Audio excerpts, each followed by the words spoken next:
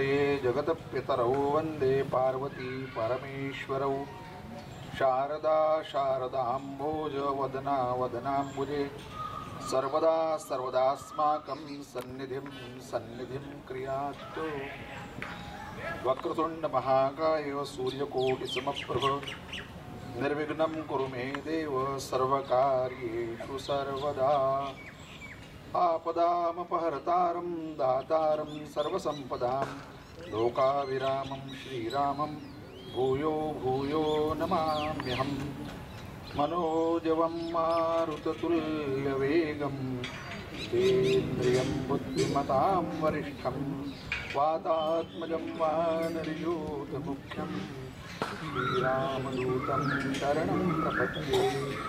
कूजन्तं राम रामेति मधुरं मधुराक्षरम् आरुह्य कविताशाखां वन्दे वाल्मीकिकोकिलम्। कृष्णाय वासुदेवाय हरे परमात्मने प्रणतक्लेशनाशाय गोविंदाय नमो नमः। रसिक श्रोतृवर्ग, आपल्या रसिकतेला प्रणाम. मंगलाचरण मोरांनी आपल्या केकारावांनी केलंच होतं, मी फक्त त्याची पुनरुक्ती केली. पूर्व मेघ घड्याळात पाहिलं तेव्हा 7 वाजले होते. आता पुढे जावं का न जावं, कालिदासाच्या शब्दात जर सांगायचं झालं तर शैलाधिराज तनया न ययौ न तस्थौ. नदी असते, ती नदी असं चढाव चढते आणि मग पुन्हा वळण येतं तिकडे जाण्यासाठी. ती पुढे जाऊ का नको जाऊ, जाऊ पण थांबून जाते. असं कालिदास म्हणतात, न ययौ न तस्थौ. पुढे गेली नाही आणि थांबली पण नाही. तसं आपला ह्या 15 दिवसांचा जो काळ होता तो न ययौ न तस्थौ. तर स्थान क्रिया तेव्हा केली, थांबलो. आता यान क्रिया म्हणजे पुढचे उत्तरमेघ आपण पकडून घेऊ कालिदासाच्या शब्दाने. न ययौ न तस्थौ ही फ्रेज संस्कृत साहित्याला मिळालेली एक अद्भुत देण आहे. महाकवी अश्वघोष जे कालिदासाच्या नंतर झाले, काही विद्वानांच्या मध्ये आधी झाले, त्यांनी सुद्धा स्वतःच्या महाकाव्यामध्ये सौंदर्यनंद महाकाव्याच्या 4थ्या सर्गामध्ये शेवटल्या श्लोकात न ययौ न तस्थौ ही फ्रेज त्यांनी वापरली. म्हणजे जेव्हा मनाची तारंबळ उडते, हे करू का नको करू, वेन वन गेट्स बॅफल्ड, तेव्हा संस्कृत साहित्यात, प्रशिष्ट संस्कृत साहित्यात न ययौ न तस्थौ ही दशा असते. असतो मोरांना पाहूनच प्रसन्नता वाटली, त्यांचा आवाज ऐकून जास्त प्रसन्नता वाटली आणि मुजुमदार साहेबांची भाकीत वाणी की पाऊस आज येणारच नाही त्याच्याने अति प्रसन्नता वाटली. तर आता आणखीन वर जास्त प्रसन्नता नको म्हणून आपण लेवलवर ग्राउंडवर येऊन पुन्हा मेघाशी आणि यक्षाशी आपल्याला जुळवून घेऊ. मेघदूत आपण काय वाचावं असा प्रश्न पूर्ण सरस्वती नावाचे जे टीकाकार आहेत, विद्वान टीकाकार एकदम, मेघदूतावर ज्यांच्या हातखंडा बसलाय आणि खूप डिटेलमध्ये कालिदासाने जर 400 ओळी लिहिल्या तर त्याने 1200 ओळीवर त्याचे भाष्य केलंय, असा तो माणूस. मग ते म्हणतात की कालिदासेने लिखितम अस्माभिः कथम पठनीयम, आम्ही का वाचावं, आम्हाला काय मिळणार त्यात. तसं तुम्ही म्हणू शकाल, मी म्हणू शकेन की मी का बोलावं आणि आपण काय ऐकावं, काय आहे त्याच्यात. तर 2 मुद्दे त्याच्यात त्यांनी उपसवून टाकले. एक नैतिकतावाद आणि एक उपयोगितावाद, हे 2 विचारबिंदू केंद्रात ठेवून मेघदूत सर्वजनांनी, बहुजनांनी ऐकावं, वाचावं आणि अंमलात आणावं. नैतिकतावाद हा कुठे दिसतो, पहिल्याच वेळेला आपण सांगितलं होतं, कश्चित कांत विरहगुरुणा स्वाधिकारात प्रमत्तः. या प्रमत्तः शब्दामध्ये त्याची किल्ली आहे. तुम्हाला एक काम सोपलं आणि तुम्ही त्या कामात हयगय केली आणि ते लहान होतं का मोठं होतं, आपल्याचं होतं का परक्याचं होतं, सरकारी होतं का बिनसरकारी होतं, हे न ठेवता, लक्षात न ठेवता ते काम आहे आणि ते करायलाच पाहिजे. जसं देवाच्या राज्यामध्ये मुंगीला तितकंच महत्त्व आहे जितकं हत्तीला आहे, जितकं सिंहाला आहे, जितकं विद्वान माणसाला आहे, तिथलं जो बिचारा शिक्षित नाही त्याला आहे. तिथं महत्व आहे. यक्षाने आपल्या नीतीमध्ये, नीतिमत्तेमध्ये, व्यवहारामध्ये मनुष्य सहज शिथिलता दाखवली. आदल्या दिवशी फुलं आणून ठेवली. काही ठिकाणी असं म्हटलंय की त्याला गार्डन चुकलं होतं सगळं आणि तो बाहेर हिंडायला निघून गेला आणि इंद्राचा हत्ती आला आणि त्याने हत्तीने स्वतःच्या सोंडेने पायांनी बाग सगळी ओरबाडून टाकली. त्यामुळे जे कुबेर होते त्यांच्या पूजेसाठी जी फुलं लागत होती ती फुलं मिळाली नाही. हा प्रमाद, ही प्रमत्तता, ही अनैतिकता आणि त्याच्यामुळे अख्खं मेघदूत कालिदासाला उभारावं लागलं हे दाखवण्यासाठीच. आणखी ते असं म्हणतात, मी पहिला श्लोक सांगितला होता, काही लोकांनी सांगितलं मला की तुम्ही पहिल्या श्लोकांवरच खूप विवेचन केलं हो. तर मला हे सांगावं असं वाटतं की मी अजून त्याच्यावर विवेचन पूर्ण नाही केलं.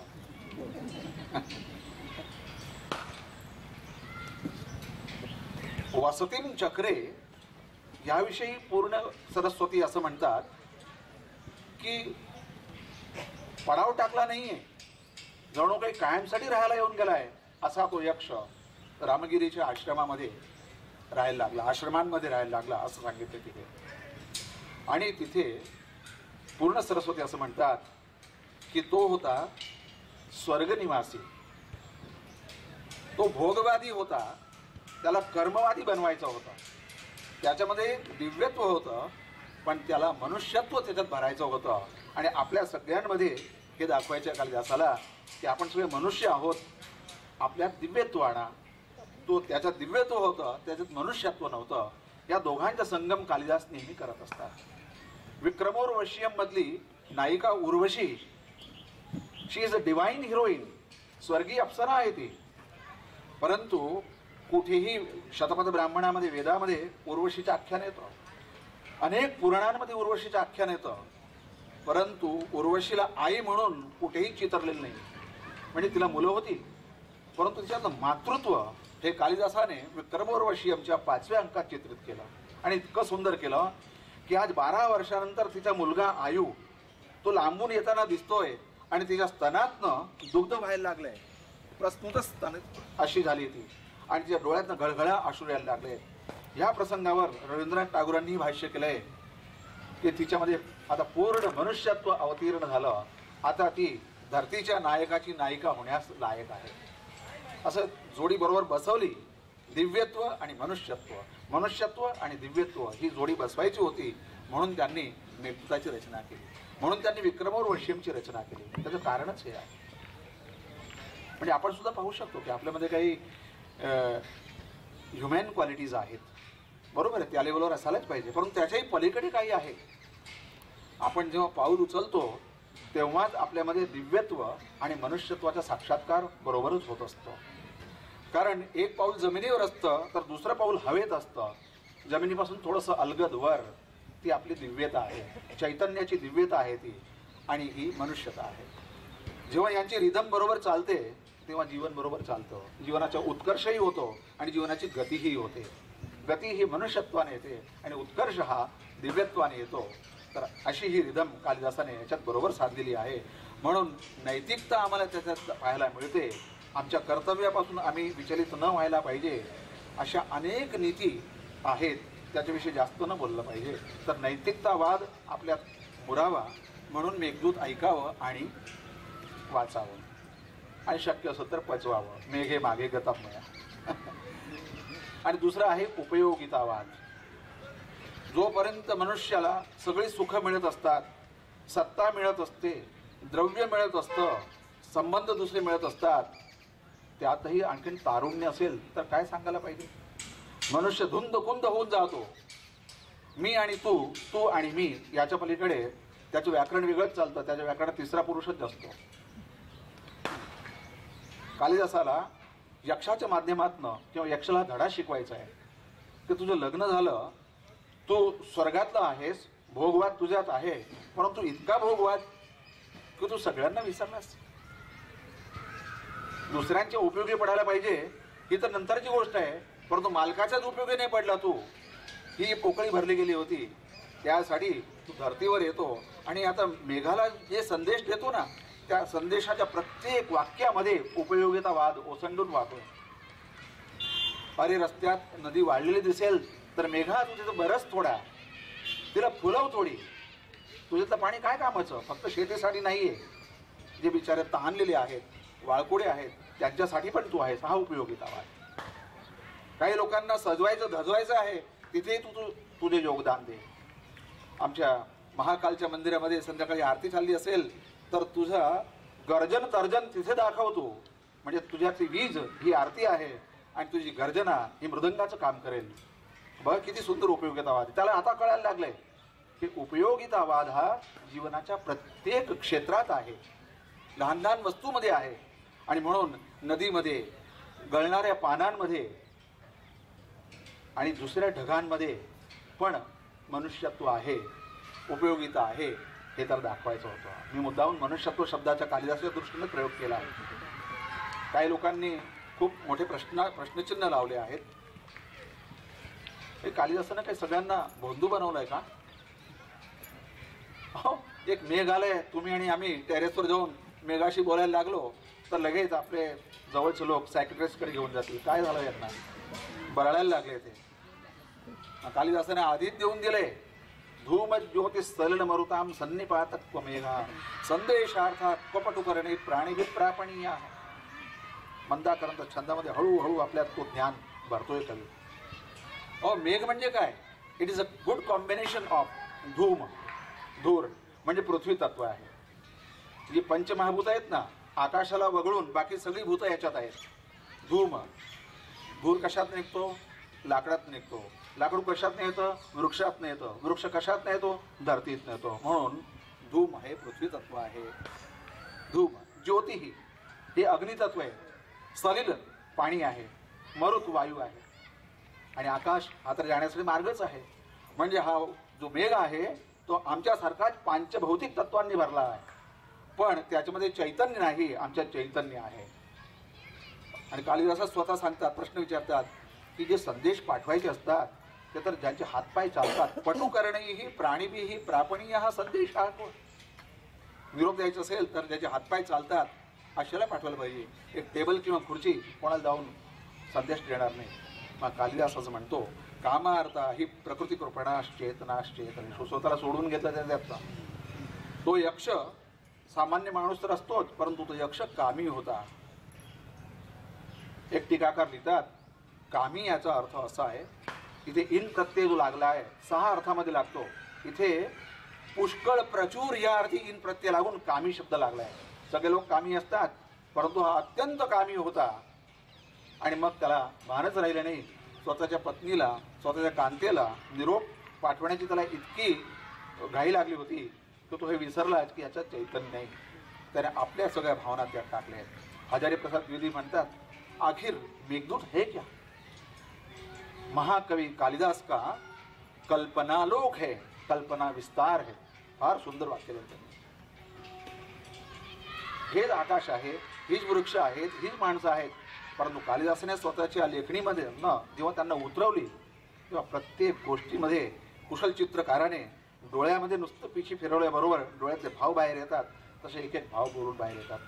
मला तर असं वाटतं, अनेक काव्यांचा अभ्यास करत असताना, केले असताना जे अनुभव आले त्यातला पूर्ण प्रामाणिकपणे मला असं सांगावंसं वाटतं की मेघदूतासारखं काव्य मी कुठेही पाहिलं नाही, अगदी कुठेही पाहिलं नाही. It's a very good combination of human heart and divine heart. इतकी सुंदरता मोजक्या शब्दामध्ये. आणि परत मान्सूनचे जे रस्ते आहेत, मान्सूनचे जे वारे येतात त्यांचा तो सगळा रस्ता आहे. त्यात जांभळाची फळंही येतात, वाऱ्याने झोडपून निघतात आणि नदीमध्ये पडतात. नदीचं पाणी औषधी गुणधर्माचं होतं हे कालिदास लिहितो. वाळलेली पानं उन्हाळ्यातली नदीमध्ये, नर्मदेमध्ये गळून पडतात, निर्विंध्या नदीमध्ये गळून पडतात आणि तुरटपणा त्याच्यात होतो, तर त्याचा गोडवाही काही वेगळाच आहे हे कालिदास सांगतो आपल्याला.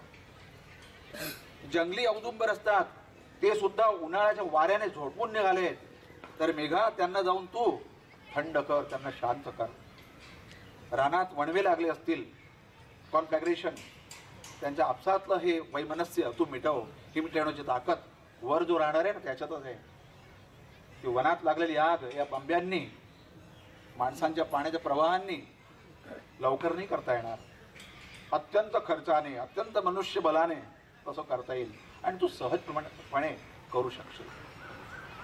हा उपयोगितावाद आणि ही नैतिकता हे दोन धर्म त्याच्यात घेऊन त्यांनी मेघदूताची रचना केली. म्हणून का ऐकावं मेघदूत, का वाचावं मेघदूत, तर नैतिकतावाद आणि उपयोगितावाद हे दोन आपल्याबरोबर घेऊन चाललो तर मला असं वाटतं दुसरं काही वाचायची जरूर नाही किंवा दुसरं काही आचरणात आणण्याची जरूर नाही. आपली एक नीती चांगली ठेवली आणि आपण कोणाच्या किती उपयोगी पडतो हे आपण नक्की जर केलं तर मला असं निश्चित वाटतं की याच्या पलीकडे काही आहेत. सगळ्या ॲडिशनल गोष्टी आहेत, एसेन्शियल फॅक्टर्स माणसामध्ये असायला पाहिजे. उपयोगितावादाची गोष्ट कालिदासाने जिथे थांबवली होती, म्हणजे आपण जिथे थांबलो होतो त्यांच्या शब्दात, आपण हिमालयाच्या याच्यावर येऊ. हिमालय आता पूर्ण झालाय, आता कैलास सुरू होतोय. संध्याकाळी शिव तांडव करायला जातात, बरोबर पार्वती येते, परंतु मध्ये खाच खळगे खूप असतात. असं पायऱ्या देवाने बनवलेल्या पायऱ्या आहेत तिथे, तर कोणी कारिगरांनी बनवले आहेत. मग शंकर पुढे आहेत, पार्वती मागे आहेत. तिला हात दिलाय परंतु ती ठेचकाळेल. यक्ष मेघाला सांगतो की ती ठेचकाळेल, कदाचित पडून जाईल, कदाचित मागे राहून जाईल. शिवजी पुढे निघून जातील. ती जगदंबा आहे, तिच्या मदतीला तू जा. मेघा, तू आकाशात असा तुडुंब फुलला आहेस, तू थोडा पसरट हो आणि त्या खाचांमध्ये तू पायऱ्यांसारखा होऊन जा, म्हणजे आमची माऊली पार्वती तो रस्ता उंचीचा रस्ता चढून जाईल आणि शंकराबरोबर स्वैरविहार करू शकेल. हा उपयोगितावाद तिथे होता. तिथपर्यंत आपण आलो होतो. आता आपण त्या याच्यात शेवटल्या याच्यात तिथे येतो. मेघदूतामध्ये हे जे वर्णन आहे कैलासाचं, ते कैलासाचं वर्णन आता पूर्ण होईल. एकच श्लोक आहे आणि मला असं वाटतं की पुन्हा एक भव्य कल्पना आपल्या पुढे मांडताना मला माझं मन भरून येत आहे. हा श्वेत श्वेत इथून तिथे तिथून इथे पाहवं तिथे पसरलेला, सुंदर दिसणारा, सूर्यप्रकाश पडल्याबरोबर सुवर्णमय होणारा, चंद्रप्रकाश पडल्यावर रजतमय होणारा असा कैलास पर्वत हा एक नायक आहे. तो कसा नायक आहे? तो अनुकूल नायक आहे. साहित्यशास्त्रामध्ये ज्या नायकाचे प्रकार सांगितले त्यापैकी एक प्रकार आहे अनुकूल नायक. Who is always favourable to heroine. नायिकेशी निगडीत अनुसूचित असतो तो अनुकूल नायक असतो. असा कैलास आहे तसा नायक आहे. आणि स्वाधीन पतिका, जिचा पती जिचं स्वाधीन आहे अशी नायिका म्हणजे अलका नगरी, जिथला प्रवास आता आपण उत्तर मेघमध्ये करायचा आहे. त्याच्या दुव्यावर आपण येऊन बसतो. ही अलका नगरी नगरी नाही, अशी लांब लचक अशी पसरलेली सुवर्णशलाखेसारखी त्या कैलास पर्वत हा नायक आहे. तर त्या नायकाच्या मांडीमध्ये, त्याच्या कुशीमध्ये आरामसे पडलेली अशी एक नायिका आहे. आता नायिका म्हटली म्हणजे तिला शृंगार तर येणारच. वरून गंगामाई आकाशातनं खाली धरतीवर पडतायत, तर गंगेचा प्रवाह जो असा आहे ना, व्हाईट सिल्कन गारमेंट, रेशमी पांढरी साडी ती अशी नेसली आहे. स्त्रीला स्वतःच्या केसांचं फार कौतुक असतं. तर मेघा, तुझे भाऊबंद सगळे आहेत आकाशात, श्याम श्याम मेघ इथे तिथे विखुरलेले, आणि वारा येतो आणि तसे हलतात. असं वाटतं की तिने आपली वेणी सोडली आहे. आणि 7 महल, 7 ज्याला मजले आहेत अशा महालांवरनं जेव्हा मेघ बरसतो ना, तेव्हा त्यातले जे जलकण असतात ते असं वाटतं की तिने गजरा घातलाय आणि त्या गजरातले पांढरी पांढरी फुलं दिसत आहेत. आणि ही अलका नगरी रूपी नायिका त्या कैलास पर्वताच्या नायकाच्या मांडीत पडलेली आहे. ही भव्य कल्पना.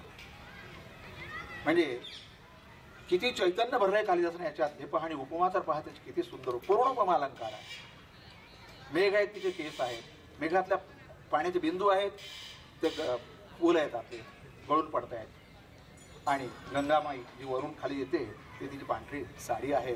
आणि प्रियकराच्या मांडीमध्ये अगदी ज्याला म्हणतात की काहीही कष्ट न करता निवांतपणे ती आरामसे पडली आहे. असे क्षण क्षण एक पुरे प्रेमाचा, वर्षाव पडो मरणाचा.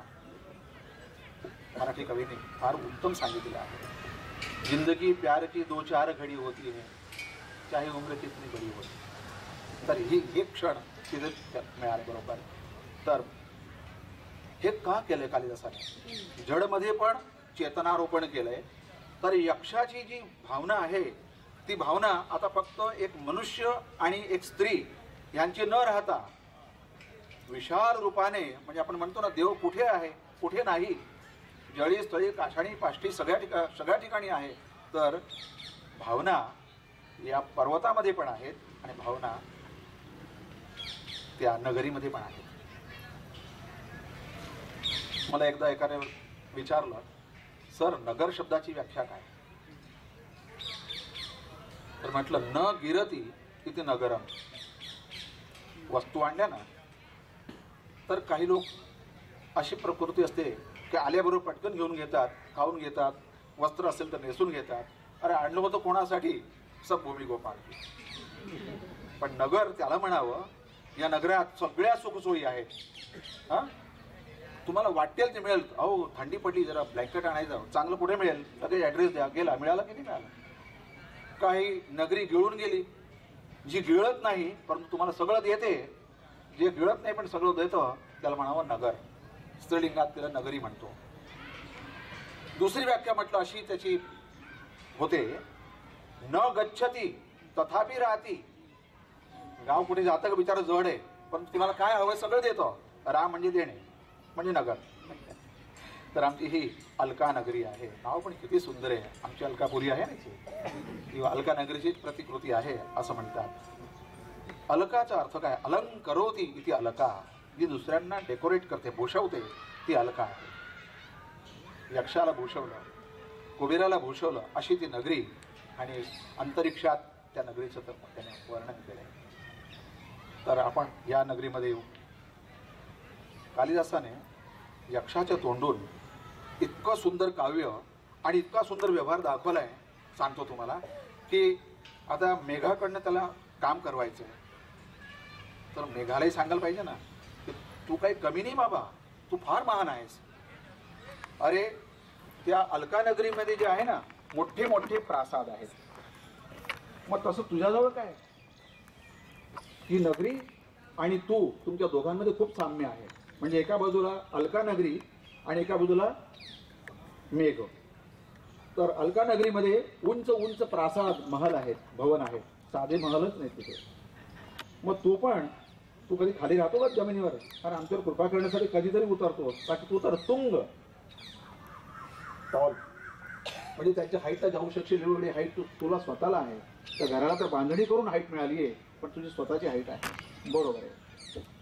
दुसरं, तिथे मणिमय भुवा, तिथल्या जी जमीन आहे, फ्लोअर, त्याच्यामध्ये रत्न कोंदलेले आहेत. त्याच्यामुळे प्रकाशाचा फ्लॅश होतो मधून मधून. आणि तू पाण्याने तुडुंब भरला आहेस, मधून तुझी वीज अशी विस्फारित होते आतून. तर ही लकाकी तुझ्यात पण आहे, तर तिथे जे आहे ते तुझ्यात पण आहे. तिथे नेहमी मैफिली चालतात. संगीताय प्रहत मुरजाः, गाणारा गळा साफ करतो, वाजवणारा तार जुळवतो, आणि मग तबलजी मृदंगवाले स्वतःच्या वाद्यावर स्वतःचे हात सुरू करतात. आणि त्यामुळे एक प्रकारचा सुंदर नाद तिथनं निघत असतो. अरे मेघा, तो तर तुझ्यात भरला. यांना एवढी सगळी वाद्य आणावी लागतात, माणसं आणावी लागतात, तू सहजतेने गर्जन तर्जन करतोस. तर ते गर्जन तर्जन तुझ्यामध्ये वाद्यवृंदाचं तुझ्यातच भरलंय. तर का तू काय कमी आहे त्यांच्यापेक्षा? सचित्राहा, हे पाहण्यासारखं आहे की कालिदासाला किती शौक. एकही त्याची कृती अशी नाही की ज्याच्यात त्याने पेंटिंगचा उल्लेख नाही केला आहे. चित्रकाम प्रत्येक ठिकाणी सांगितलं आहे. तर अलकानगरीमध्ये प्रत्येक भिंतीवर उत्कृष्ट प्रकारचं पेंटिंग आहे. मग तुझ्यामध्ये काय कमी आहे? तुझ्यामध्ये ते जे पेंटिंग आहे ना, ते कलरफुल पेंटिंग, तर तुझ्यामध्ये जेव्हा वीज चमकते ना, तेव्हा इंद्रधनुष्याचे रंग असे बाहेर स्पार्क करतात असे. तर तो रंग तुझ्यात पण भरला आहे. बरं, तिथे गच्चीवर जाऊन आरामसे नृत्य करणाऱ्या अप्सरा, उत्तम स्त्रिया, ललित वनिता आहात. तर म्हणे तुझ्यात चमकणारी जी वीज आहे ती सगळ्यांना भारी पडेल, इतकी सुंदर स्त्री तुझ्याजवळ आहे. म्हणजे मला असं वाटतं की अलका नगरी आणि मेघ या दोघांमध्ये इतकं साम्य आहे. हे कथा दाखवली काल. विद्युतवंतम ललित वनिता चंद्रचापम सचित्राहा, इथनं सुरुवात केली आहे. मी सगळा भाव तुम्हाला त्याच्यात सांगतो. अशी ही आमची अलका नगरी म्हणे. आणि त्या अलका नगरी कसं काय म्हणे, तर प्रत्येक घरामध्ये बावडी आहे. वाव, इतकी स्वच्छ, इतकी मोठी, इतकी खोल, सुंदर, हे काय वर्णन करावं. पाचूचे मणी जे आहेत, एमरल्ड्स, त्यांच्या पायऱ्यात खाली उतरण्यासाठी. आत सुवर्णाची कमळं आहेत आणि त्याला देठ वैदुर्याची देठ आहे. भव्य, उत्कृष्ट, उत्तम चिंतन करावं एवढी कल्पनाही आपल्याजवळ पाहिजे. थिंक हाय. कालिदासानं केवढं वर नेलं माणसाला. त्या दारिद्र्य कुठेच नाही. आणि तिथे हंस सतत गुटरगू करत असं फिरत असतात. अरे म्हणजे पावसाळा आला. आता पावसाळा आला की हंस मात्र ज्या ठिकाणी असतात, ज्या सरोवरात असतात, नदीत असतात, ते सोडतात. कारण की एक पाऊस पडला ना म्हणजे पाण्यामध्ये जो गढूळ पाणी येतो, ते गढूळ पाणी जर हंस प्यायला तर त्याच्या कंठाला रोग होतो. प्रोफेसर विल्सन यांनी स्वतःच्या नोट्समध्ये फार डिटेलमध्ये सगळं दिलं आहे. तर तो रोग, त्या रोगापासून दूर व्हावं म्हणून ते मानसरोवराकडे जातात. म्हणून पूर्व मेघामध्ये तुम्हाला सांगितलं होतं की हे मेघा तू उठशील ना तर तो मानसरोवरापर्यंत तुझ्याबरोबर राजहंस, तुला राजहंसा सहाय्या, तुझ्याबरोबर येतील. तर ते राजहंस सुद्धा या घराच्या बावडीमध्ये आहेत. बरं, आता तुझा आवाज ऐकला तर त्यांना कळायला पाहिजे की नाही का आता आपल्याला मानसरोवराकडे जायचं वेळ झाली आपली. पण ते जातच नाहीत. कारण काय, मानसरोवरचं पाणी जितकं सुंदर, नितळ, रोगमुक्त आहे तितकंच पाणी त्या बावडीमध्ये आहे. मग तो विचार करतो मी कशाला कष्ट घेऊन तिकडे जाऊ. अशी जी नगरी आहे ती ही अलका नगरी आहे. अरे वा, इतकं सुंदर आहे. बर, आणखीन काय आहे तिथे? आणखीन तिथे असं आहे की तिथे देवकन्या आहे. मंदाकिनी नावाची नदीचे, गंगा नदीचे 3 भाग आहेत, 3 प्रवाहावाली. ती स्वर्गात जी आहे त्याला मंदाकिनी म्हणतात. ती मंदाकिनी नदी तिथे आहे. तर तिच्या काठी सोन्याची वाळू आहे सगळी. जिथे पाहत तिथे रेती सोन्याची आहे. आणि मंदार वृक्ष, 5 कल्पवृक्ष आहेत, त्यापैकी एकाच नाव मंदार म्हणतात. तर मंदार वृक्ष इंद्रालाही खूप प्रिय. त्याची बायको त्याचाच गजरा घालते आणि इंद्र त्याचीच माळा घालतो. तर मंदार वृक्षाने अशी सावली केली आहे आणि त्या विद्याधरांच्या, सिद्ध लोकांच्या, देवांच्या कन्या 14-15 वर्षाच्या, नाही बालिका नाही तरुण, अशा खेळत असतात. तर तिथनं येणारा वारा असतो ना मंदाकिनीवरनं, तो अशी झुळूक त्याच्यावर टाकतो. त्याच्यामुळे तिला ताप लागत नाही. बरं, वरून सूर्य जो तापतो तो ताप तिला लागू नये म्हणून मंदार वृक्ष तिच्यावर संपूर्ण सावली देतो. आणि वारा गेल्यामुळे मंदार वृक्ष असा हालत असतो. इतका सुगंधी असतो तो की त्यांना सुगंध मिळत असतो. अशा वातावरणात कुठे AC असं मिळेल हो. आणि स्प्रे टाकायची जरूर नाही, काही नाही. आणि त्या खेळत्या त्या सोन्याच्या वाळूमध्ये. जशी वाळू आहे तसाच खेळ आहे. या खेळाचं नाव आहे गुप्तमणी. एका टीकाकारांनी नाव दिले गूढमणी. वल्लभदेव गूढमणी म्हणतात, मल्ल त्याला गुप्तमणी म्हणतात. म्हणजे असं करतात त्याच्यात की असे वाळूचे ढीकच्या ढीक करतात, मोठे मोठे असे करतात ते. आणि कोण ज्याच्यावर दाव आला असेल तो हातात रत्नाची मुठ्ठी पकडतो. तो म्हणजे त्यात पाचू सगळं वेगवेगळ्या प्रकारची रत्नाची मुठ्ठी असते. आणि आत खोल भाग करून ते लपवून द्यायचं आणि परत वरून वाळू ठेवून द्यायची. म्हणजे हाईड अँड सीक सारखं शोधायचं. जो येऊन शोधून टाकेल पहिल्या ह्याच्यात तो जिंकला आणि ते रत्न त्याला मिळते. तर इथे देवकन्या, सिद्ध कन्या, विद्याधर कन्या असा गुप्तमणी नावाचा खेळ खेळतायत ना, अशी ती जी नगरी, तिचं नाव अलका आहे. अलका नगरीचं वर्णन वाचूनच असं वाटतं की अतिशय उत्तम हे केलं त्यांना. इथला प्रत्येक घरामध्ये टेरेस आहे. इतकं उंच आहे आणि टेरेस आहे. आणि तिचं फ्लोरिंग जे आहे ना ते मण्यांनी केलेले. पांढरे पांढरे पांढरे चंद्रकांत मणी असतात ते, पण एकदम चकचकीत असं आहे ते. आणि वर आकाशात नित्य पूर्ण चंद्रमा असतो. तिथे अमावस्या माहीत नाही, पाडवा द्वितीया याचं चंद्रकोर नाही. नित्य पूर्ण चंद्र आणि तारे यांचं प्रतिबिंब त्या फ्लोअरवर असं पडतं, जमिनीवर पडतं. तर असं वाटतं की याच्यावर कोणी फुलांची रांगोळी काढली. आणि अशा रांगोळीमध्ये प्रत्येक कपल मिथून ते जाऊन बसतं. आणि तिथला कल्पवृक्ष आहे ना, तो कल्पवृक्ष एक प्रकारची मदिरा त्याच्यातनं निघत असते. ती मदिरा हे लोक पकडून घेऊन येतात आणि त्याचं नाव आहे रतिफल. ते for amorous sport it is very very useful. ती प्यायल्यानंतर ते लोक स्वतःच्या कार्यामध्ये प्रवृत्त होऊ शकतात. आणि त्याचे वर्णन मी मागच्या वेळेला सांगितलं आहे हे शृंगार प्रधान काव्य आहे, त्यामुळे कुठे काव्याचा भाग सांगत असेल आणि अतिशृंगारिक होत असेल तर आपण क्षमस्व. मग अशा ठिकाणी मग ते महालात जातात, स्वतःच्या बेडरूम, त्या महालात जातात. तिथे दिवे कसे साधे नाही आहेत, बाकीच्या ठिकाणी तेलाचे दिवे असायचे, तुपाचे दिवे असायचे. कालिदासाला ह्या वस्तूचा फार शौक आहे या वर्णनाचा.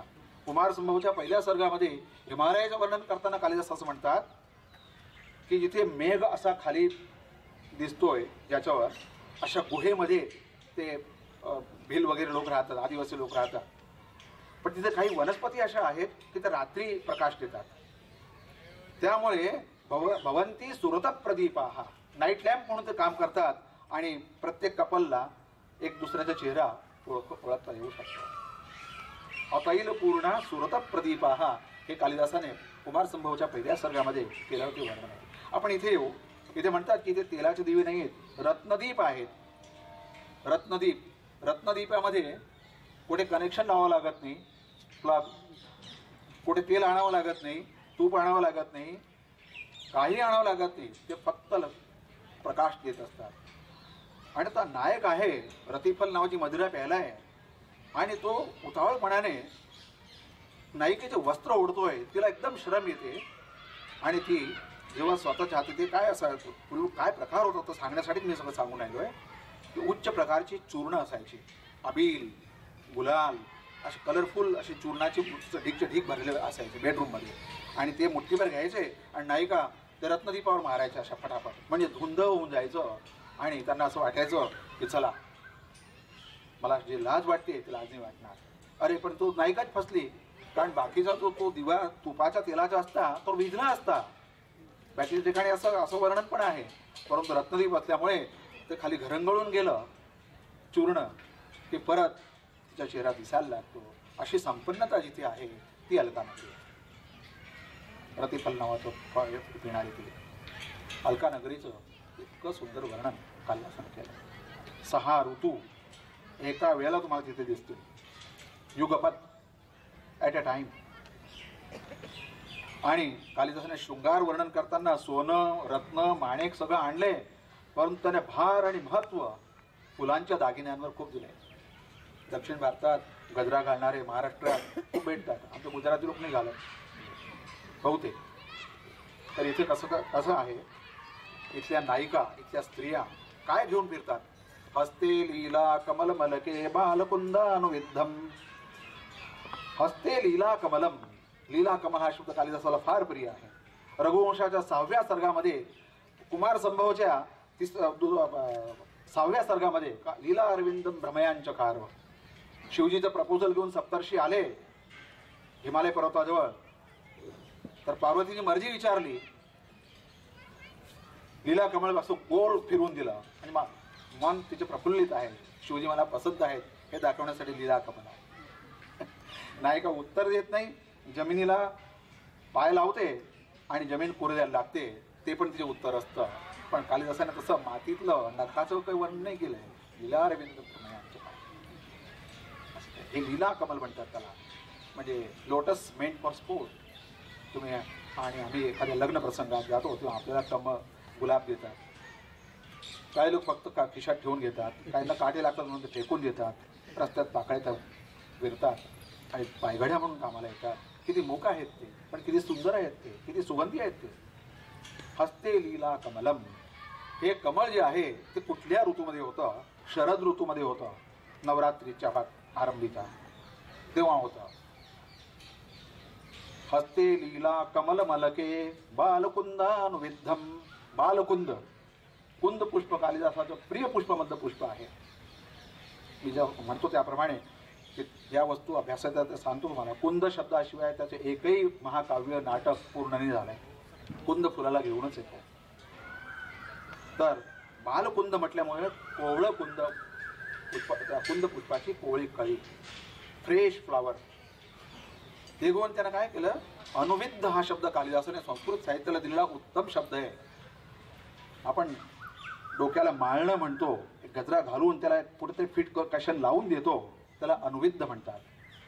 म्हणजे डोक्यावर तुम्ही हेअरबँड वगैरे लावतात त्या प्रकारचं फ्रेश असं कुंद पुष्प ते लावतात. आणि ते हेमंत ऋतूमध्ये येतं. शिशिर ऋतूमध्ये त्या बायका काय करतात, तर लोद्र नावाचं पुष्प असतं आणि त्याला कुटून टाकतात त्याच्या पाकळ्यांना आणि चूर्ण बनतं. ते इतकं सुगंधी असतं. आणि ब्रिटिशियन ज्या लावतात चेहऱ्यावर लालिमा वगैरे जे आणतात ते त्या लोद्र नावाच्या लोद्र प्रसव रजसा आनने श्री मुखावरची शोभा त्या लोद्र चूर्णामुळे वाढवली. हेमंत झाला आणि शिशिर ऋतूमध्ये हे असं होतं. वसंत ऋतूमध्ये कुर्बत नावाचं फूल येतं. ते कुर्बत नावाचं फूल आंबोडो चूडापाश लॉफ्टी बँड ऑफ हेअर त्याच्यामध्ये कुर्बत नावाचं फूल लावतात. आणि कर्णे चारू शिरीषम, शिरीष हे कालिदासाचं अत्यंत आवडतं फूल आहे. शाकुंतलाचा आरंभ त्याने शिरीष पुष्पाने केला आहे. तर कानावर ते लावायचं असं त्याच्या बहुतेक रघुवंशाच्या 16व्या सर्गात, शाकुंतलच्या पहिल्या अंकात आणि मेघदूतच्या उत्तर मेघामध्ये त्याने शिरीष पुष्प नायिकांच्या कानावर बरोबर लावलं. इतकं कोमळ असतं ते की जर पडलं पायाखाली आलं तर पाकळ्या चूर होतात. ते ग्रीष्म पुष्प आहे, उन्हाळ्यात होतं. पण क्रमाने 5व्या ऋतूवर आलो आणि शेवटी म्हणाले की नीप नावाचं फूल ज्याला आपण कदंब म्हणतो असं उमललेलं असतं, डवरलेलं असतं ते. तर ते हा सीमंत शब्द म्हणतात. गुजरातीमध्ये सेथी काही भांग स्त्रियांचा या भागामध्ये अशी आपण दागिना घालतो त्याप्रमाणे नीप पुष्प कदंब पुष्प त्या सेथीमध्ये सीमंतामध्ये लावतात. साहीच्या साही ऋतूंची अशी फुलं त्या शृंगार जिथे केला जातो ती अलकानगरी. असं अलकेचं हे सुंदर आणि अतिमानुष वर्णन सुपर ह्युमन डिस्क्रिप्शन आहे. कारण की आपल्या इतिहासात काहीच पाहायला आपल्याला मिळत नाही. अशा या नगरीमध्ये जाता जाता जाता हे मेघा तुला एक पर्वत दिसेल. तो पर्वत माझ्या घराच्या जवळ आहे. माझं घर कुठे? 14 श्लोकांमध्ये उत्तर मेघामध्ये हे आपण अलकानगरीचे वर्णन पाहिलं फॉर युअर रेफरन्स. 15व्या श्लोकापासून आता यक्षाच्या घराकडे आपण चाललोय. त्यानंतर घराचं बारीक वर्णन, घराशी निगडीत असलेले पक्षी वगैरे त्यांचं वर्णन. त्यानंतर नायिका दिसते, नायिकेचं वर्णन आणि तिला दिलेला संदेश. किती बारीक वस्तू आहे. स्थूलतेपासून सूक्ष्मतेपर्यंत, उपलब्धीपासून लब्धीपर्यंत कालिदास आम्हाला नेतो. नॅरो नॅरो नॅरो नॅरो करत जसं बिनकामाच्या वस्तू झडत जातात हे फक्त तत्वमय राहतं. फळाची सालं गेली, काही गेलं आणि फक्त त्याचा घर जो आला तो घर म्हणजे यक्षाला यक्षपत्नीला दिलेला संदेश हा तो शेवटी असतो. असं म्हणतात. आता तुला रस्ता त्या अलकानगरीमध्ये शिरल्यावर असा घ्यावा लागेल. दूरून एकदम चमकणारा असा एक बगीचा दिसेल. त्याला चैत्ररथ म्हणतात किंवा वैभ्राज म्हणतात. तो कुबेराचा भाग आहे. इतका मोठं उपवन आहे आणि त्याच्या शेजारी त्याचं मोठं महाल आहे. आणि मी त्यांच्या सेवक आहे ना, त्यामुळे माझं घर त्यांच्या घरापासून दूर नाही. उत्तरेणास्मदीयम, उत्तरेण म्हणजे त्याच्या घरापासून अगदी जवळ, खूप दूर नाही अशा उत्तर दिशेला. इथे एन प्रत्यय खूप दूर नाही पण जवळ. या अर्थी लागलाय हा रामेणासारखा तृतीयेचा प्रत्यय नाही. उत्तरेण अस्मदीयम, माझं घर तुम्हाला तिथे दिसेल. म्हणजे आपण एका गल्लीतून दुसऱ्या गल्लीत गेलो आणि दिसलं हे घर, असं ते माझं घर दिसेल. माझं घर दिसेल तर त्याची गुजराती मागे गेली एंधाणी शू मारा घरनी. तर ते गेल्याबरोबर तुला द्वार दिसेल आणि द्वार इतकं भव्य आहे आणि त्या द्वारावर इंद्रधनुष्य लागले. मुजुमदार साहेबांनी मला काही 5-6 अंक दिले. लोकप्रवेचे मेघदूताचे लेख आले. मराठी प्रोफेसरने त्याच्यावर स्वतःची मंतव्य दिली. ते आपल्याला सांगू इच्छितो. मला फार आवडलं म्हणून तुम्हाला सांगतो. प्रत्येक वेळेला काही काही नवीन मिळतच असतं. तर ते म्हणतात की कोणी आलं म्हणजे आपण ओवाळतो की नाही. अगदी जवळचा मुलगा मुलगी कोणी आलं असं जावई तर त्याला ओवाळतो आपण. तर तू पाहुण्या म्हणून जाशील ना, मग तुला ओवाळण्यासाठी ती तर ओळखत नाही तुला. माझं घरच तुला ओवाळेल. जे इंद्रधनुष्य आहे ना त्यातले जे चमकणारे दिवे आहेत ना त्याच्याने तुला ओवाळणी होईल असल्या पाहिजे. त्याचं दिलंय आणि मला felt it touchy so I am sharing with you. अशा अर्थीने तुझं ओवाळणं होईल म्हणे तिथे. मराठी दृष्टिकोनातनं मी घेऊ. अशा रीतीने तू तिकडे जाशील तर एक छोटासा बाल मंदार दिसेल तुला. बाल मंदाराचं भयंकर त्याला कौतुक, बालकुंदाचं भयंकर कौतुक. मंदार पुष्प ज्याच्यावर उमलतं असा एक छोटासा वृक्ष तुला दिसेल, ते घर माझंच आहे म्हणे बालमंदार वृक्ष. का? यक्षाच्या लग्नाला 3-4 वर्षापेक्षा जास्त टाइम झाला नाही. विद्वानांनी ते पण टीका केली, सगळे बारीक बारीक अनालिसिस केले त्याचे. हे बालमंदार वृक्षावरनं विद्वानांनी अनालिटिकल डिस्कशन दिलं आहे की बालमंदार वृक्ष केव्हा होऊ शकतो, एवढा 3-1 वर्षाचा वेळ गेला असेल तेव्हा, कारण की त्याच्या बायकोन लावला होता. कालिदासाची नायिका अशी ही फूल लावणारी, फुलावर जीव लावणारी, फुलावर पुत्रवत वात्सल्य करणारी. चला आपण शाकुंतलमध्ये जाऊ. शाकुंतलमध्ये शकुंतला म्हणते, अस्ति सोदर स्नेह म एतेषु. या वृक्षांवर माझ्या सख्या भावंडांसारखं माझं प्रेम आहे, म्हणून त्यांना दिल्याशिवाय मी पाणी पिणार नाही, त्यांना पाणी घातल्याशिवाय पाणी नाही पिणार. चला आपण रघुवंशामध्ये जाऊ. रघुवंशाच्या दुसऱ्या सर्गात कालिदास म्हणतात की अमुं पुरपश्यस देवदारुं पुत्री कृतोसो वृषभध्वजेन. हा समोर देवदारू वृक्ष दिसतोय ना, त्याला शंकराने पुत्रासारखा वाढवला. का? पार्वतीने सोन्याच्या घड्यांनी त्याला मोठा केलाय. हा देवदारू. कालिदासाची नायिका कोणी देवकोटीची असो, कोणी मनुष्यकोटीची असो, यक्षकोटीची असो, तिच्यामध्ये मातृत्व, स्त्रीत्व, कोमलत्व हे इतकं भरलं आहे की तिने मंदार वृक्ष लावला. तर तो मंदार वृक्ष मला फार आवडतो, कारण की माझ्या कांतेने, माझ्या प्रियतमेने तो लावला आहे. आणखीन एक गोष्ट सांगून ठेवतो. आता तो कुबेराला फार घाबरतो. कुबेराची त्याने सेवेमध्ये दखल केली होती. तर कुबेराजवळ 9 निधी आहेत. महापद्मश्च पद्मश्च, शंख, शंख, महापद्म, पद्म, कच्छप, मकर, त्यानंतर मुकुंद, कुंद, नील आणि खर्व हे 9 निधी आहेत. त्यापैकी एक पद्म आणि एक महापद्म असे 2 निधी. त्यापैकी पद्म आणि शंख नावाचे जे 2 निधी आहेत, खजाने, त्यांचं चित्र माझ्या घरावर आहे. साहेबांची बोल झाली म्हणून साहेबांची माफी मागावी तसा भाव त्याच्यात सुंदर भरलेला आहे. तर अशी 2 तुम्हाला चित्र दिसतील, ते मला सांगावंसं वाटतं की माझ्या घरावर दिसतील. थोडंसं हटकर आपण जरा भाषेकडे वळू. पद्म शब्द संस्कृतमध्ये नपुंसकलिंग आहे. पद्मम पद्मे पद्मानी, ते कमळ. म्हणजे पद्म असा पुल्लिंग प्रयोग कालिदासाने केला आहे. कालिदासाने नाही केला आहे, बहुतेक कवींनी केला आहे चांगल्या प्रकारे. तो पुल्लिंगात पण आहे. परंतु कुबेराचा खजाना, त्याचे जे 9 निधी आहेत, त्या 9 निधीमधला एक असा अर्थ असेल तेव्हा तो पद्म शब्द पुल्लिंगात चालेल. पण लॉ ऑफ एनॉलॉजी असं करत करत शर्तीने तो आता फक्त खजान्यासाठी बंदिस्त न राहता कुठल्याही कमळासाठी तो पुल्लिंगात वापरला गेला, असं ह्या शब्दाचा इतिहास लिंग्विस्टिक्स दाखवला आहे. असा सुंदर शब्द आहे. पद्म आणि शंख माझ्या घरावर असे चित्रले असतील. असे इंद्रधनुष्याचं तोरण असेल, बालमंदार वृक्ष आहे, आणि तिथे आहे ना, इकडे तू आत प्रवेश करायचा असेल तर त्याच्या जवळच तुला एक घर दिसेल, एक क्रीडाशैल दिसेल. क्रीडाशैल म्हणजे विहार करण्यासाठी बनवलेले कृत्रिम पर्वत. ते इंद्रनील मणीने बनवलेले पर्वत, मोठा पर्वत, आणि त्याच्या आजूबाजूला सोनकळी, गोल्डन असा पट्टा, त्या काळ्या काळ्या श्याम इंद्रनील मणीच्या भोवती अशी ती केळ्यांची पट्टा लावला होता मला. तर तो तुझ्यासारखा दिसेल.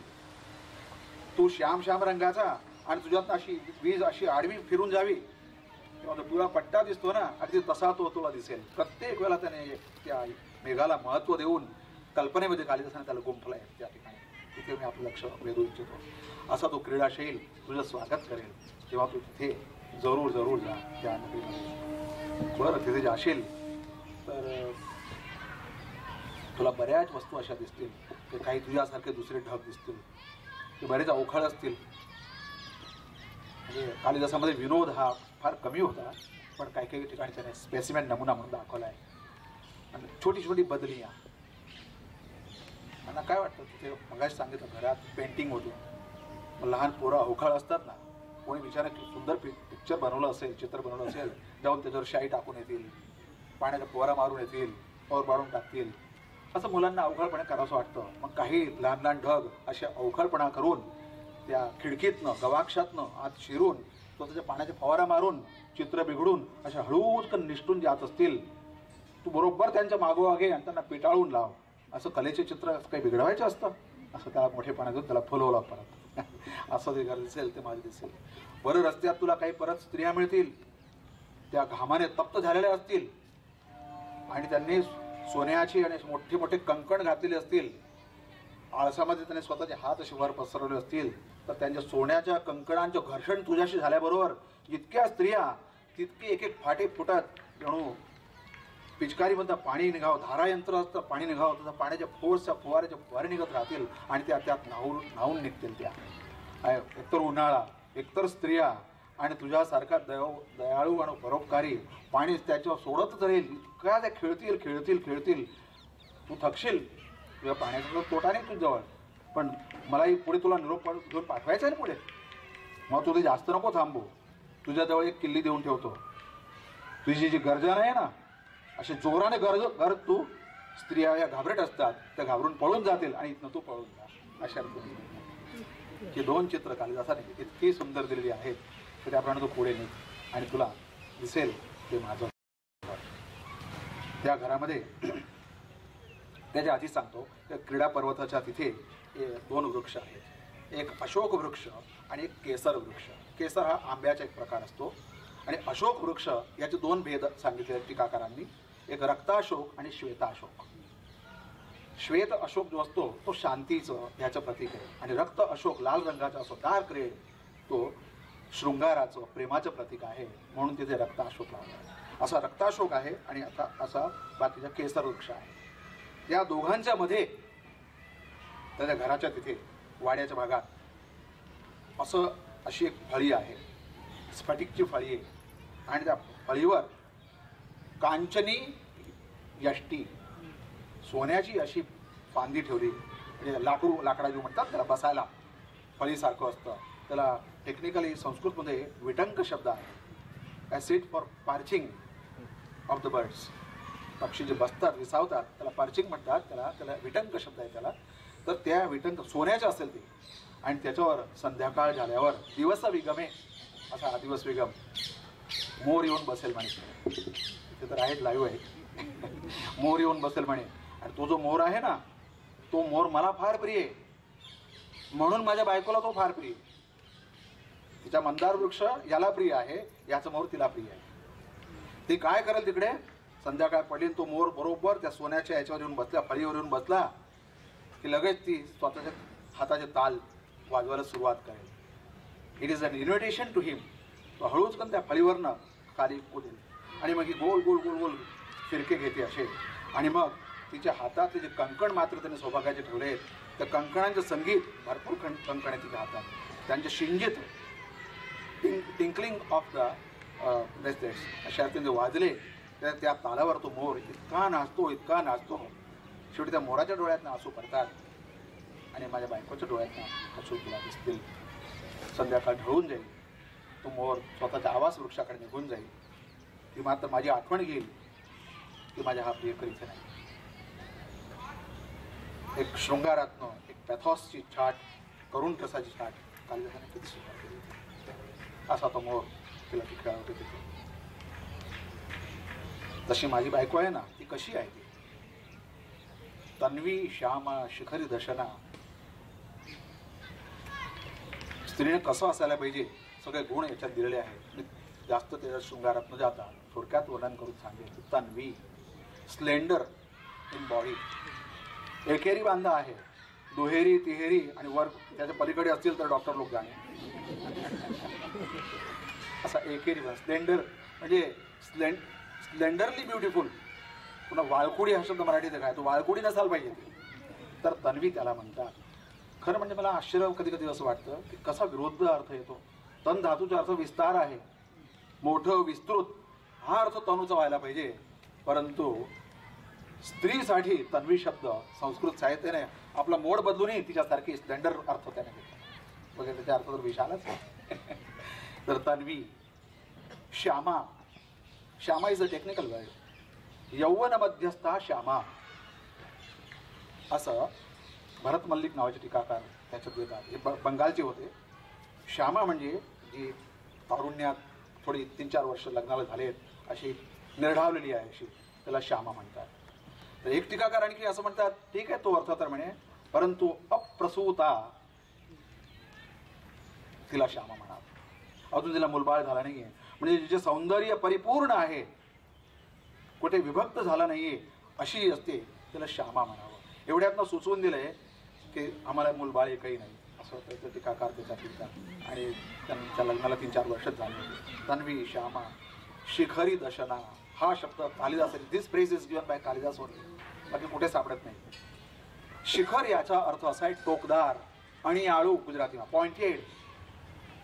तर ज्याला असे पॉइंटेड पोर्शन असेल त्याला शिखरी म्हणावं. शिखरीचा खरा अर्थ पर्वताचा टोक आहे, पर्वताचे शिखर आहे, पर्वताला शिखरी म्हणतात आणि त्या याला शिखर म्हणतात. शिखाम राती ब्राह्मणनी ચોટલી ઊભી કરીએ ને પાતળી દેખાય, એવું પર્વતનો જે ભાગ ઊંચો દેખાય આવો એને શિખર કહેવાય. આ શિખર જેનો એને શિખરી કહેવાય. तर तो असा निमुळता भाग असतो, पॉइंटेड असतो. तर जिचे दात अशा पॉइंटेड आणि शिखरीची व्याख्या विद्वानाने तिथे सगळी डेंटिस्ट्री आणून टाकली. एक दुसऱ्याशी सटलेले, not leaving a gap, gap नाही सोडली तिथे. आणि सिमेट्रिकल समत्व असलेले असले की किरण बाहेर पडतील असे दिसणारे आणि खालच्या भागाशी निमुळते टोकदार, त्याला शिखरी दर्शन. दर्शन म्हणजे दात, असे तिचे दात आहे. मग अशा स्त्रीचे फल काय?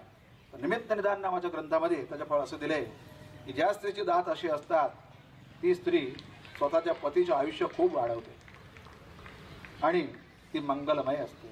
ती जिथे पाऊल टाकते तिथे समृद्धी आपोआप येते. तर अशी ती शिखरी दशना. पक्वबिंब धरोष्टी. एकदा चांगले विद्यार्थी त्यांनी मला विचारलं, सर हे तुम्ही बिंब पाहिलंय कुठे? मग बाबा तूही खूप पाहिलंय, मला एकटल कशाला सांगतो? अरे बिंब येते पेला गिलोडा तोंडली त्याला बिंब म्हणतात. बाकी कुठे का कसं असेल ते बिंब, कसं असेल ते बिंब किलोने मिळतं. तर पिकलेले जे असतात ना ते अगदी, आणि आतून चिरले की लाल चुटुक कसे निघतात. पूर्वीचे कवी बिंब फळाची अधरोष्ठांना खूप उपमा द्यायची. तर पिकलेल्या त्या तोंडल्याच्या आतल्या लाल लाल गाभ्यासारखे जिचे ओठ एकदम लाल चुटुक आहेत अशी ती.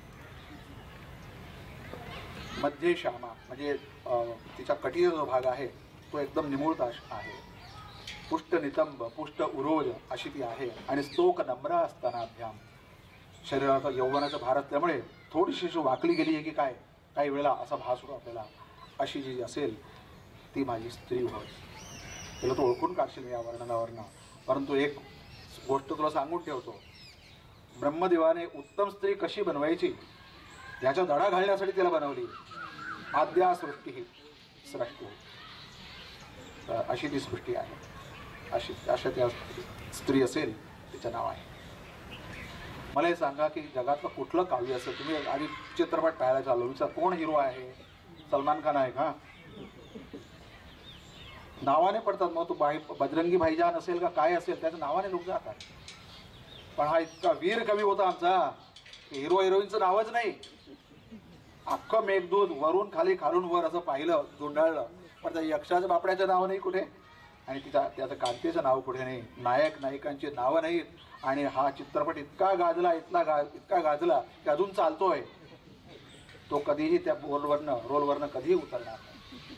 कोणी लिहून दाखवावं असं की मी तर कौतुकाने म्हणतो, अभिमानाने नाही म्हणतो, फार कौतुक आहे.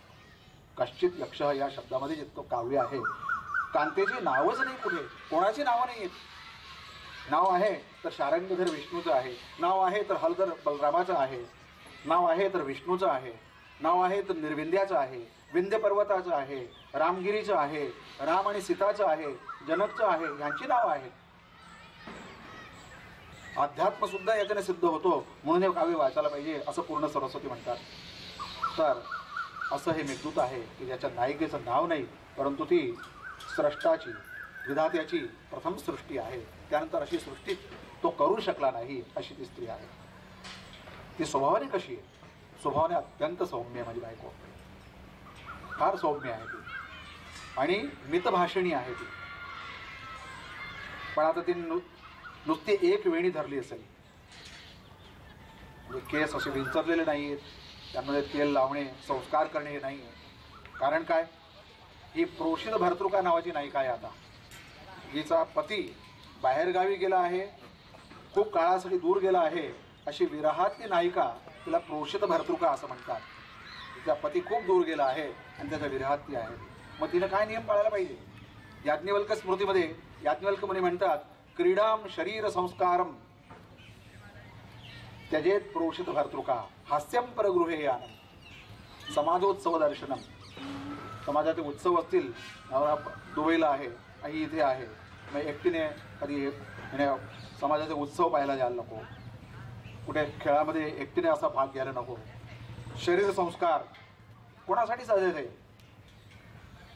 दुसऱ्याच्या घरी जाणे, परगृह यानम त्यजेत प्रोषित भर्तृका, तिनं सोडावं. तर समाज चांगला राहतो, माणसं चांगली राहतात. तिच्यामध्ये हे गुण संपूर्ण तुम्हाला दिसतील. मितभाषिणी आहे आणि अशा प्रकारची ती आहे. म्हणे तू जर जाशील ना तर त्याला दिवसा नको भेटू. 2 ठिकाणी काल जसं असं म्हटलंय, तू उज्जैनला पोचशील दिवसा तरी थांबून जा आणि संध्याकाळी आरती होईल तेव्हा तू तिथे त्या मंदिरात जा. आणि इथे पण तू दिवसा पोहोचला तर थांबून जा, कारण ती कामात असेल, ती फार कामसू आहे. जरी माझ्या विरहात असली तरी घर अगदी लख्ख चक्ख असं ती आहे. त्या कामामध्ये तिचा वेळ निघून जातो. पण जशी रात्र पडली रे पडली, कालिदासाने फार सुंदर शब्दाचा प्रयोग केला आहे. निर्विनोदा एना मन गमाडाનું કોઈ साधन નથી. पाटलेले डोळे, पिंजारले केस, ते कुठे पाहते तेच कळत नाही. एखाद्या भिंतीकडे टक लावून पाहणं तिकडे चालले आणि फ्लॅशबॅकमध्ये सगळे माझ्याविषयीचे सगळे विचार जे चालले असतील, अशी जी असेल ती माझी बायको आहे. ती अशी तुला दिसेल. तिला तू दिवसा नको पाहू, रात्री पहा, कारण की ती निर्विनोदा, तिला दुसरं कुठलं साधन नाही. बरं तू जाशील ना तर तुला एक गोष्ट सांगतो. तुला लोकांना असं भेडसावायची फार सवय आहे. एकदम आपली वीज तळपावतो आणि माणूस एकदम आदमी चकाचौंध हो जात आहे, काही दिसत नाही त्याच्यात. मग तुझी जे फ्लॅश आहे ना, वीज आहे ना तुझी, तिला त्या फायर इन्सेक्ट सारखी, आगी ओके आहे गुजरातीમાં, फायर इन्सेक्ट, जुगनू जुगनू, तिचा पॉवर इतका कमी करून टाक की फक्त जुगनू सारखी दिसेल ती. असं झरोख्यामध्ये जा आणि तिथून नुसतं दृष्टीपाठ टाक. ती अशी पौडलेली असेल तेव्हा तिला पहा. पण फार मस्त एक विशेषण वापरलं आहे. ती विद्युत तुझी बायको आहे ना, तिला बरोबर घेऊन जा, कारण की तुझी ती भ्रातृजाया आहे, म्हणजे वहिनी आहे. मी तुला भाऊ म्हटलंय तरी पण असं एकटं जाऊ नये म्हणून मला तुला सांगावं असं वाटतं. ते विजेला तुझ्या बायकोला बरोबर घेऊन सगळा संदेश सांग. हा कालिदास ही नीती इथे शिकवतो, हा उपयोग इथे शिकवतो. आणि बरं कदाचित तू जाशील, रात्री अशी तुला दिसेल तर झोप लागत नाही,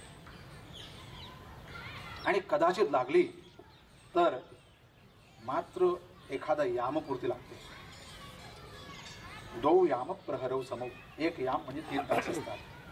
2-3 तास अशी लागली ना लागली झोप तरी ती प्रार्थना करून देवाला प्रार्थना करते, मला झोप थोडी लागू द्या. कारण काय, विरंगुळा म्हणून तिला असं वाटतं की मला स्वप्नामध्ये माझ्या पती दिसावा, त्याच्याशी केलेले प्रसंग मला आठवावे, म्हणून ती थोडी झोप तरी मागते. तुझ्या गर्जण्याने ती झोप मोडली तर स्वप्नामध्ये चाललेला माझा समागम आहे, माझे तिचे मिलन आहे, ते त्रस्त होईल. म्हणून बाबा रे, तिथे गरजू नको, बरसू नको आणि चंपू नको. एवढ्या 3 काळज्या तू तिच्यासाठी घे. आपण हे मेघ संदेश आहे. मेघ तुझा संदेश हा आहे.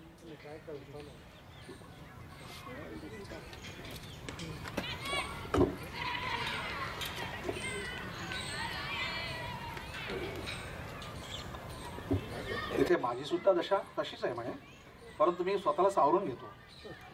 तर तू तिकडे पोहोचल्याबरोबर एकदम ती झोपेत असेल तर असं नको करू.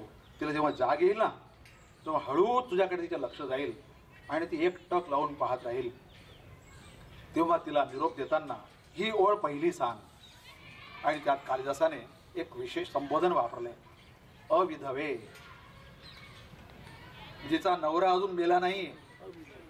म्हणजे या एका शब्दामध्ये स्त्रीला कळेल की माझ्या नवऱ्याचा हा कोणी माणूस आहे, त्याच्याकडनं काहीतरी बातमी घेऊन आलाय आणि माझा नवरा जिथे आहे तिथे जगतो येतो. म्हणजे तिला इतका धीर येईल की तुला आपला स्वतःचा समजेल. वाल्मिकीचं रामायण वाचलं आणि हनुमान जेव्हा सीतेजवळ जातात तेव्हा ज्या प्रकारे संदेश देतात तो संदेश फार चांगला वाटतो. परंतु कालिदासाचा हा संदेश इतका भव्य वाटतो की शब्द थटे पडतात. अशा रीतीने म्हणे तू तिथे पोहोचून तिला अविधवे सांगशील तर फार बरं होईल. कालिदासाने नायकासाठी आणि नायिकेसाठी एकच विशेषण वापरून आका मजकूरने दिलंय.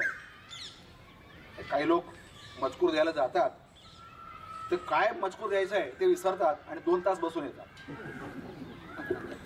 कालिदास त्या 2 तासाला एकेका विशेषणामध्ये घेऊन येतो. काय सांगतो, तिला सांग हे अविधवे अव्यापन्न ते भरता. तुझा नवरा मेला नाही, तो खुशखुशाल आहे. व्यापन्न म्हणजे मोडकळीला आलेला म्हणजे मेलेला. अव्यापन्न मेला नाही म्हणजे नायक अव्यापन्न आहे तर नायिका अविधवा आहे. हे कपल कालिदासाने सजवलं. संदेशामध्ये ही गोष्ट त्याला दिली. अशी ती नायिका आहे. मात्र सांगतो की रामगिरी नावाच्या पर्वतावर अनेक आश्रमांमध्ये तुझ्या आठवणींचा सामान बरोबर घेऊन फिरणारा वेडा पिसा, ज्याला सूर्य कुठे ते माहीत नाही, वृक्षांच्या गर्द सावलीतनं जो शीतलता मिळवण्याचा व्यर्थ प्रयत्न करतो, तुझ्यासाठी अश्रू सारतो, असा तो तुझा कांत तुला खूप आठवत. तिला सांगा की विरहामध्ये माणूस आपल्या प्रियतमाने उपयोगात आणलेली वस्तू असेल त्या वस्तूला कवटाळतो. म्हणून कैलास पर्वतावरनं जे वारे येतात ना तिकडे तोंड करून मी उभा राहतो की माझ्या प्रियतमाच्या अंगावरनं तो वारा आला असेल आणि त्याचे एक झुळूक मी माझ्या अंगावर घेऊ, मी ते झुळूक घेतो बरं का तुझ्यासाठी. हे तिला सांगा. आणखी दुसरा विनोदाचं स्थान असं आहे विरहामध्ये की पेंटिंग, चित्र काढावं. तर मी चित्र काढण्याचा प्रयत्न करतो आणि माझी अशी मनात खूप भावना आहे की मी चित्र काढावं. उत्तमपैकी तुझ्या एक अवयवाचं चित्र काढल्यानंतर तुला एकटीला नाही ठेवणार मी चित्रात, मी राहील तुझ्याबरोबर. पण मी तुझ्या पायात पडलो आहे, तुझ्या पायात पडलो आहे. अशा अर्थीनं चरणयो हो पतितः. या पतितः शब्दावर एका टीकाकाराने फार छान भाव दाखवला. तिथे अवनतः नरमून बसला याचे सांगितलंय, पतितः सांगितलंय. पतित याच्यामध्ये असा अर्थ आहे कोई जाणी जोने पडे खरू के, पण जाणी जोने पडे तो अंदर अपराधोनी क्षमा करजे म्हणे. माझ्या अपराधांची तो क्षमा कर हा भाव सांगण्यासाठी पतित होणारा माणूस एकदा, दोनदा, तीनदा असा पडतो. अशी मी माझी स्वतःची तुझ्या चरणांमध्ये मी पडलो आहे असं चित्र करू इच्छितो. परंतु दैव कसं आहे पहा ना. इथे शब्दप्रेमी लोक आहेत त्यांचे लक्ष देतो. कृतांत याचा अर्थ यमराज. कृतः अंत येन सहा. परंतु दैवालाही कृतांत म्हणतात हे कालिदास इथे दाखवतो. म्हणून शब्दार्णव कोशात सांगितले कृतांत म्हणजे दैव. परंतु दैव कृतांत जो आहे तो माझं मिलन तिथेही शक्य होऊ देते तुझ्याशी. कारण की तुझं चित्र काढायला मी जातो ना, तुझं चित्र मी काढायला जातो ना तर डोळ्यात इतके अश्रू येतात माझ्या, मला पुढचं काहीच दिसत नाही. त्यामुळे तुझं चित्र जे अपूर्ण राहतं तर मी तुझ्या चरणांमध्ये पडलो आहे हे मला माहीत. आणखीन सांग की दुसऱ्या प्रकारे एखाद्या पाषाणावर तुझी चित्र काढावीत असं वाटतं मला. म्हणून मी वेगवेगळे धातू घेतो. धातू रागई ते बहुवचन आहे. तर बहुवचन का आहे? पूर्ण सरस्वती आपल्या विद्युल्लता नावाच्या टीकेमध्ये असं सांगतात की नायिकेबरोबर त्याने इतके त्याचे प्रसंग झालेत या 3-4 वर्षात. हिरण्या फिरण्याचे, खाण्यापिण्याचे, मजा मश्करी, थट्टा विनोद, रुष्ण हे सगळं आठवतं त्याला. मग प्रत्येक भावनेला एक रंग असतो. पर्वतांवर वेगवेगळे धातू असतात, गैरिक, मनशिला वगैरे वेगवेगळे धातू घेऊन त्या भावांना शेड्स देण्यासाठी धातुरागही इथे बहुवचनम भाव प्रकटनार्थ विविध भाव दाखवण्यासाठी आहेत तिथे म्हणे. म्हणून ते एवढं दाखवलं म्हणे. त्या धातूंनी मी जेव्हा करायला घेतो तर तिथे दशा माझी हीच होते. माझ्या डोळ्यात असे अश्रू येतात आणि मी बोलू शकत नाही, अशी माझी दशा होते. बरं, रामगिरीच्या आश्रमामध्ये इथे मी एकटा आहे तरी पण मी एकटा नाही असं भावनात्मक संदेश पाठवल्यानंतर कालिदास काय संदेश देऊ इच्छितात यक्षाच्या माध्यमातून? अख्खं it is a lyric of separation. विरहाचं काव्य आहे, उर्मिगीत आहे, पण कुठेही निराशेची एकही लहर नाही. हे अगदी नमूद करण्यासारखी गोष्ट आहे. निराशेची लहर कुठेही नाही. मेघ आशावादी आहे, तो आशेवर जगतो. असं म्हणतात की स्त्रीसाठी आशा हे मोठं हतियार आहे. चिंचोळ्या दिवसांमध्ये त्यांना ते आधार यष्टी असते असं मेघदूतमध्ये कालिदास म्हणतात. आणि म्हणून तो म्हणाला, मी तर हे 4 महिने इथे स्वतःला कसंही टिकून धरेल. अरे आता पाहता पाहता 4 महिने निघतील. मेघाला स्वतःचं वर्णन सांगतो तेव्हा म्हणतो 1 दिवस निघत नाही, पण बायकावर निघत देताना काय म्हणतो, हे 4 मास तर पाहता पाहता निघून जातो. कालिदासाचा आशावाद पहा. आणि तू मात्र घाबरू नकोस, तू तुझ्या जीवाला उद्वेग करू नकोस, मी तिथे बरोबर वेळेवर पोहोचेन. आणि मग असं होईल की आपल्या इथे जर नेहमी चंद्र असतो तर त्या चांदण्यामध्ये आपण गच्चीवर बसू आणि ह्या दिवसांमध्ये जितक्याही दाटलेल्या भावना आहेत, विचार आहेत, ते गुणाकारांनी विरह गुणितम गुणाकारांनी त्याचं व्याज घेईन म्हणेन. आणि अशा रीतीने आपण आनंद विहार प्रमोद करू. म्हणजे कल्पनेने तो विरहाला सुद्धा आता मिलन झालं आहे की काय असं करून त्याला निरोप पाठवतो. अशा रीतीने त्या नायिकेला तो तिला हा निरोप माझ्याकडनं देईल. आणि मला असं वाटतं की मेघा, तू जसा निरोप घेऊन जातोस ना तसा निरोप घेऊन पण ये बरं का, कारण की मी त्याच्यावर जिवंत आहे. कालिदास तिथे असं लिहितात की जेव्हा नायक म्हणजे प्रियतमेला भेटू शकत नाही, मिलन होत नाही, तेव्हा त्यांचे जे संदेश असतात ना ते संदेश भेटण्याच्या अगदी खालोखालच असतात. भेटण्या तुल्यच असतं म्हणे. तर तिला भेटण्यासारखं होईल म्हणून तो हा गेला आणि हा आला असा ये रे बाबा, मी वाट पाहीन तुझी. आणि येताना तिच्या भरपूर आठवणीची काय काय सांगते ते सगळं तू टिपून ठेव आणि ते मला तू सांग मात्र. आणि मी एक कल्पना तुला सांगतो म्हणे. ही कल्पना अशी आहे की माझ्या बायकोशी हा विरह झाला. 1 वर्षाचा विरह आहे. ताटातूट झाली. तशी तुझी ताटातूट कुठेही न हो, तशी तुझी विद्युता विप्रयोगा आहे शेवटलं वाक्य मेघदूताचं. विजेशी, वीज ही तुझी नायिका आहे, प्रियतमा आहे. ढग इकडे आहे आणि वीज इकडे असं दिसतं का? नाही.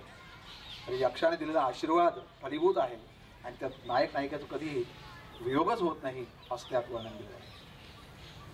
ही कविता का आवश्यक आहे याचं कारण असं आहे की माणूस हा भावना व्यक्त करण्यासाठी जन्माला आला. भावना व्यक्त करणे हे आपल्याला खूप आवडतं.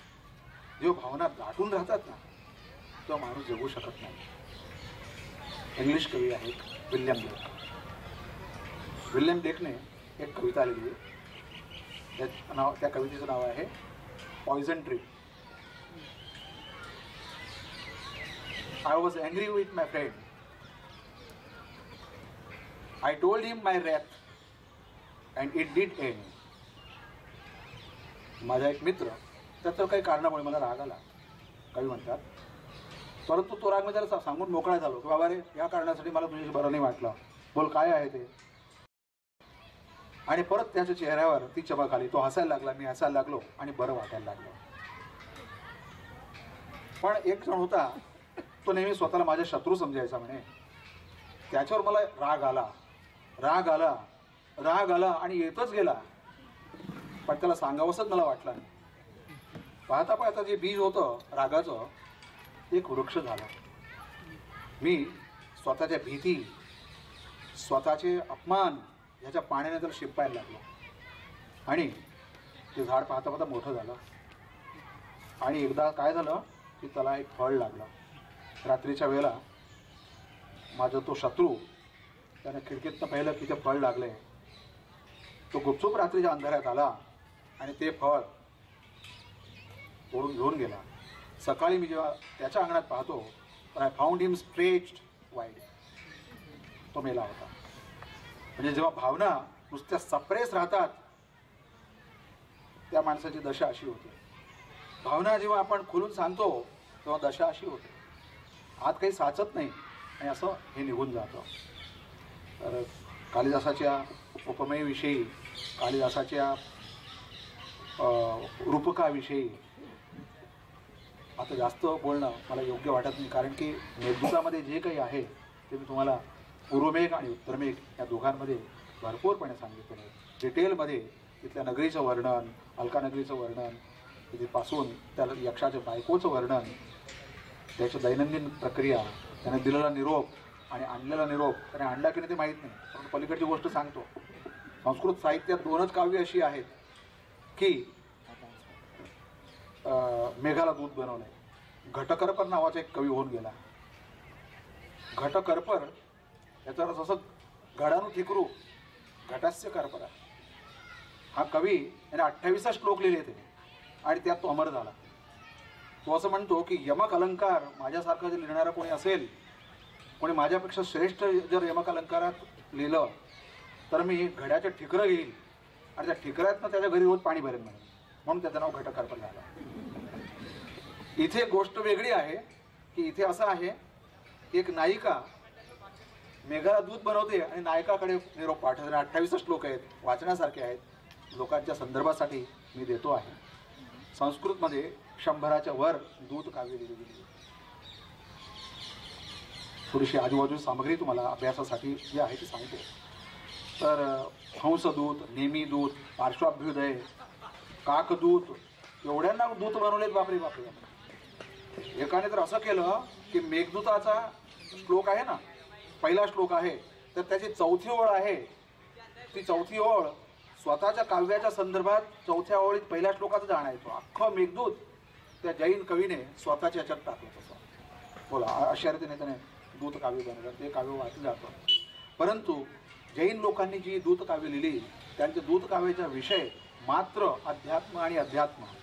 त्यांच्या एखाद्या चरित्र नायकाचं वर्णनच नुसतं असायचं. म्हणजे जे त्यांचे तीर्थंकर होऊन गेले त्या तीर्थंकरांचं चरित्र आणि त्याला म्हणतात की ओव्हरफ्लोईंग प्रेझेस वगैरे असं त्यात आपल्याला वाटतं असं सगळ्या ठिकाणी.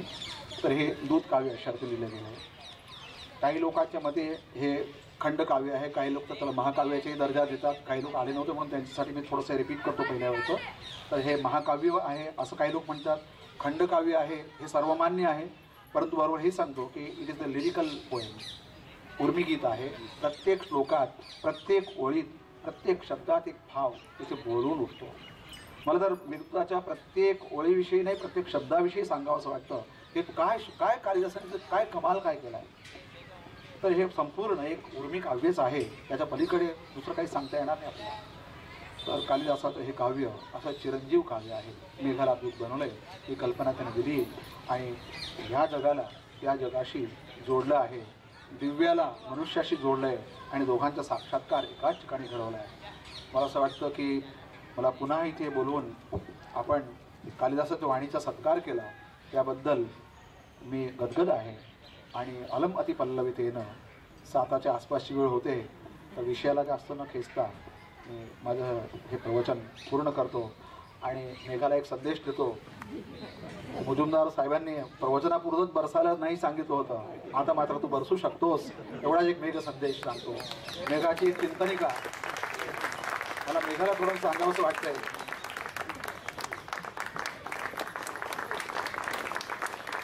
मला मेघाला सांगावंसं वाटते की मेघा, तुझा रंग आमच्या कृष्ण घेऊन गेला, तुझी बरसात आमची ती राधा घेऊन गेली, तुझे धनुष्य तो इंद्र घेऊन गेला, तू मात्र अखंड आमच्यासाठी राहा, आमच्या देशावर तू असत बरसत राहा, सच्च श्यामला मात्र वंदे करत राहा.